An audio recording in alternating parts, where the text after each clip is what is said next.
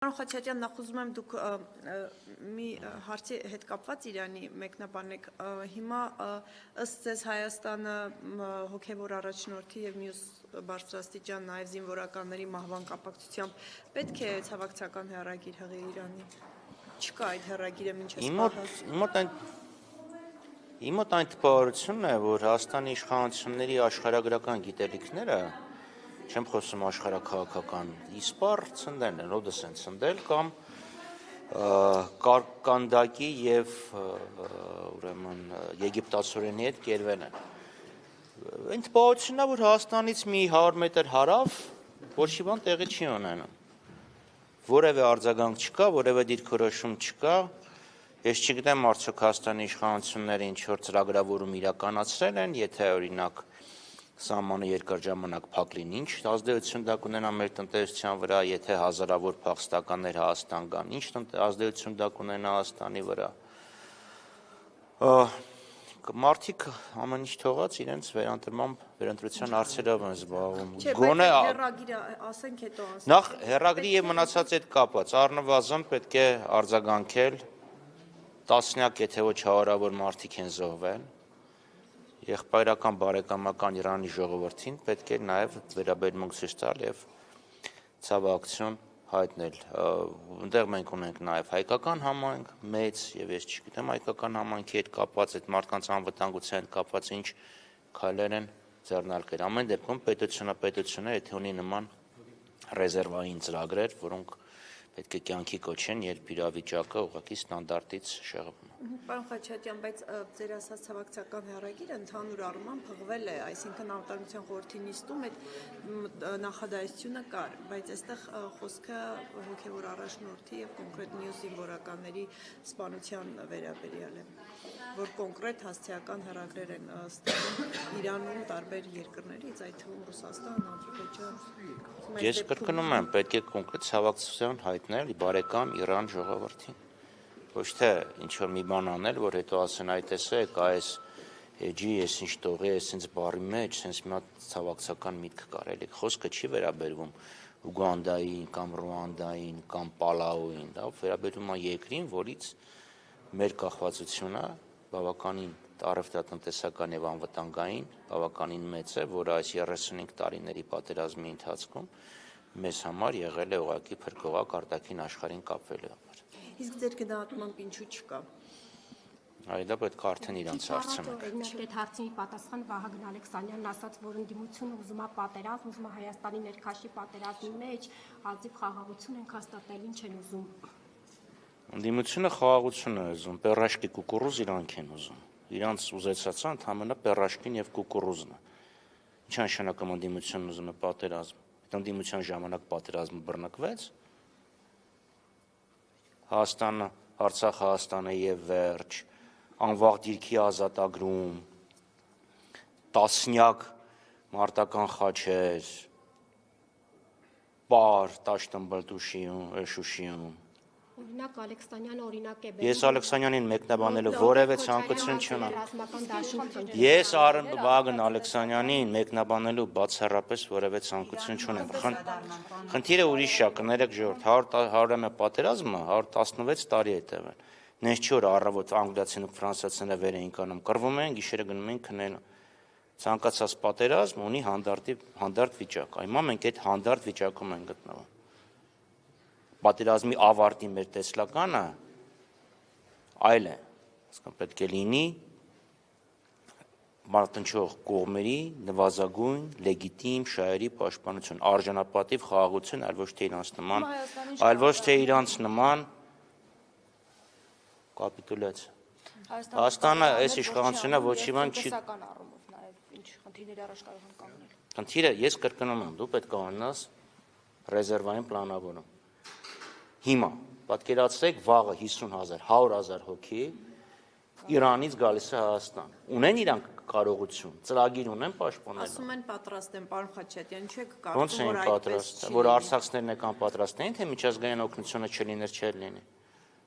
Ինչով է պատրաստ։ Այնտեղ հայեր կան, տարհանման ծրագիր ունեն, թե իր պատասխանատվությունը մենակ էս Արաքսի ափով վերջանում է։ Վարչապետեր ընտրվել, գնացել էր Իրան, ընդունել էին Իրանը Արարատ մարզամշակութային միությունը, բայց այդ մարդկանց պետք է ասենց ձեռքերը լվամի կողմանցնի։ Պարոն Խաչատրյան, դուք ունեք այնտեղ նաև կուսակիցներ չունեք, եթե չեմ սխալվում, հա, իրենց հետ կապ ունեք, իրենք ինչ են ասում։ Այդտեղ եթե ինտերնետը կտրված է, փակ է, այսինքն ուղղակի կապ չկա։ Ցավոք սրտի։ Պարոն Խաչատրյան, եթե գնալով ամեն դեպքում թեժությունը շարունակվում է Իրանի շուրջ եւ ընդհանրապես տարածմերձավոր արևելքում, այս իրավիճակում ինչ հնարավոր սցենարներ կարող է լինել եւ արդյոք մեր տարածաշրջանի օրինակ Ադրբեջանի հետ կապված ասում են կարող է առիթից օգտվել Ադրբեջանը, ինչ հնարավոր անվտանգային խնդիր կարող է ստեղծել։ Ընդհանրապես պղտոր ջրում միշտ էլ փորձում են ձուկ բռնել։ Այնպես որ ես որևէ բան չեմ բացառում, կարծեմ ամեն դեպքում զինված ուժերը պետք է պատասխանատվության բարձր մակարդակի բերեն։ Իսկ եթե ընդհանուր Հայաստանի Չնայած իրancs մոտ սեր եւ ամերաշխությունը, եղբայրությունը։ Ասում եմ, այս պատերազմում ինչեք ուզում անդադ Հայաստանն էլ էլի սրանում էլ խառնվի։ Մենք խառնվենք։ Չէ, իշխանությունը Իշխանությունն է Ասում են հազիվ մի պատերազմ Որտեղ կա, Հայաստանը չկա, ինչեք ուզում Հայաստանի ներքաշեք մի պատերազմի մեջ։ Ասկան որ ասում ենք հայեր կան, որոնք օգնության կարիք կարող ունեն, նշանակմա պատերազմ ենք ուզում սկսենք։ Դիվանագիտական ճանապարհողակներում ինչ ենք անում։ Ասկան այդ գիտես, չի ասում, վայ, ես նոր ինչերից ինչ մտածեցի, որ չասեցի, չէ, չգիտենք, ոչ մի բան չենք տեսնում։ Բայց մնացած կոնֆլիկտներից, որտեղ հայեր են եղել, տեսնում ենք, որ ոչ մի բան չեն արել։ Օրինակ Սիրիայում հիշում եք, չէ, Հալեպում Հյուպատոսն ինչ արեց։ Առաջի բարով խերով գնաց անբավ տեղեր։ Իսկ պարոն Խաչատրյան, եթե էլի այդպես վտանգներից խոսեք, կոնկրետ ռեալ վտանգ է սպային Հայաստանի համար, եթե շարունակվի, ինչ վտանգներ կան օրինակ։ Եթե սահմանը երկար ժամանակ փակ լինի, մեր էական Սահմանը նկատի ունեք հայ Իրանի հետ, դու պատերազմ հասկանում ես, չէ՞, նույնիսկ եթե դու բարով խերով սահման անցնես, բա հետո պետք է կարողանաս բանդարաբաց գոնե հասնես։ Այսինքն եթե սահմանը փակվի, մենք էական տնտեսական կորուստներ ենք ունենալու։ Եվ այստեղ խոսքը միայն փոխադարձ առևտուրը չի, հավասար մենք Իրանից ենք վաճառում, իրանցից ենք առնում։ Իրանը հիմնական առևտրային ուղիներից մեկն է։ Դրանից դա առաջին ասկան ճանապարհը որ փակվի, բացասական արդյունքները ակնհայտ կլինեն։ Գումարած օդային փոխադրումների խաթարում կա հարավից եւ մանավանդ հարավից եւ արևելքից։ Մյուսը կրկնում եմ, եթե ունենանք փախստականների ներհոսք, այդ մարդկանց պետք է կառավարել, չէ։ Ներհոսք պետք է կարողանաս կառավարել։ Մյուսն էլ իրեմ ասում Հայաստանից մի 50 մետր ներքև պատերազմ են, չգիտես ինչ կարող է լինի։ Պարոն Խաչատրյան, առաջին 2-3 մասով այսքան ենթակառուցվածքների մեծ հաշվով պատերազմ է, հնարավոր սցենարներ կարող են լինել։ Այդ դեպքում Հայաստանը ինչ անելիք ունի որևէ անելիք ներհոսքի մասով առնվազն պետք է հասկանաս, որ եթե վաղը ճանապարհը փակվեց, ինչ ես անելու։ Այսինքն պատրաստի դեղատում հիմա չեմ կարող ասեմ, բայց խնդիրը չէ։ Այսինքն Միացյալ Նահանգները, որ քանի շաբաթ իրենց ռազմական արսենալը տարածաշրջանում հզորացնում էին։ Ակնհայտ էր, չէ, որ այս հարվածը լինելու էր, այսօր չլիներ, վաղը կլիներ, վաղը չլիներ, այն մյուս օրը կլիներ։ Այսինքն ինչ որ բանակցություններ կան, պետությունը այլ պետությունների հետ սահմանակից մյուս բանակցել է հայ բիզնեսմենների հնարավոր շահերի, Շամանը որ փակվի մարդիկ բիզնեսը շահերի կորուստ ունենալու, չէ, վնաս է կրելու։ Ինչ որ մի բան բանակցեն են, որ այդ մեքենաները, բեռնատարները այլ ճանապարհով գնան։ Դուք կասկածներ ունեք, որ պատրաստ չեն այդ սցենարներին իշխանությունները։ Դե նախորդ փորձերը դա են ցույց տալու։ Ընդհանրապես իշխանությունների գործունակության վերաբերյալ շատ մեծ կասկածներ են։ Հիմա իրանք դեմոնստրատիվ կերպով ելն են ասում։ Կուկուրուզը պերաշկի են ուտում, ցույց տալու որ ամեն ինչ լավ է, բայց ես չեմ կարծում։ Դուք չեք ուտում եգիպտացորեն եւ Գիտեք, ես բորշել եմ ուտում, բայց իմ այդ նկարը հանրային սոցիալական ցանցերում չեմ դնում։ Նիկոլ Փաշինյանը անդիմադիրների քննադատություններին պատասխան ասում է, ես ինչ խոճապի մեջ են ընկել, տեսնես իրենց սև խավիարը ուտում են, թե չէ։ Մայբախի մեջ սև խավիար, ես չեմ ուտում, չէ, ոչ մայբախ ունեմ, որ սև խավիար։ Այսինքն հասկանում եք, չի Նիկոլ Փաշինյանը ինչ ընտրական քաղաքականություն ավարում։ Գնում է այնտեղ ցույց է տալիս, որ ինքը բարի ժողովրդից մարդ է, ես էլ ձեր նման եմ։ Բեռաշկի ու կուկուրուզա ուտում, հիշում ես Գյումրիում էլ էր ուտում։ Բայց Գյումրիում sense գլխարկ էր դրա, լրիվ կամուֆլյաժի մեջ էր, որ մարդ չճանաչեր, Բայց sense մարդիկ նեղող հարց են տալիս, սկսում է գորգորան։ Այդ իրաց քաղաքականությունն, անդիմությունը Սև Խավիար աուտում, անդիմությունը ով ինչ ասես կարող է աուտի։ Մեր տանը օրինակ երեք լավ չաս։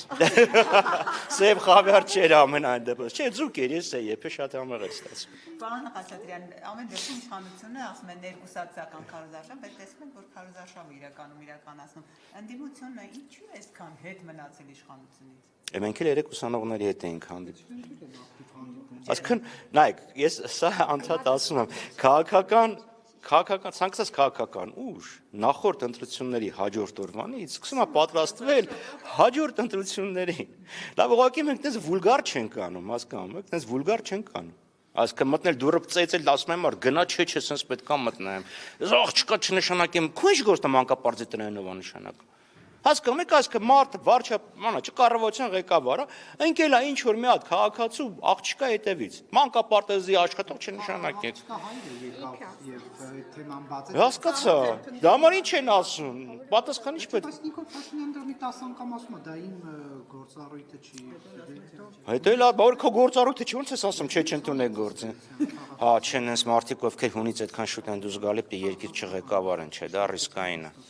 Դա շատ ռիսկային է, որ մարդը տենց հունից այսքան շուտ մի հատ մանկապարտեզի արծով դուրս է գալու։ Բա բանակցությունների ժամանակ է որ հանկարծ հունից դուրս գա։ Տեսանք, չէ՞, տեսանք, բայ։ Շնորհակալություն, Պարոն Խաչատրյան, մամուլում, այսինքն դատախազությունը Լևոն Մկրտչյանից պահանջում է 36 անշարժ գույք, ապօրինի հարստացում եւ այլն այդ հոդվածներով դա ինչ է խոսում, ինչի մասին է խոսում, ապօրինի հարստացել եք։ Որ ըստ դատախազության Լևոն Մկրտչյանն ունի գույք, բայց դա պետք է լինի դատական ակտ, որ պարզ լինի, որ այդ մարդը ունի թե չունի։ Բայց ունի 35 գույք։ Ես իր կադաստրի վկայականները չեմ տեսել։ Հայաստանի կադաստրի վկայականն օրինակ բրիտանական թանգարանում կա, տեսնում եմ։ Բաբելոնյան քարտեզներ, Լևոն Մկրտչյանինը։ Ինչ տեղի, օրինակ ես գիտեմ իմ շրջապատում ով ինչ գույք ունի։ Չէ, մենք տենց հարցեր ներսում չենք քննարկում, ով ինչ գույք ունի, երեկոյան ինչ է կերել, չէ։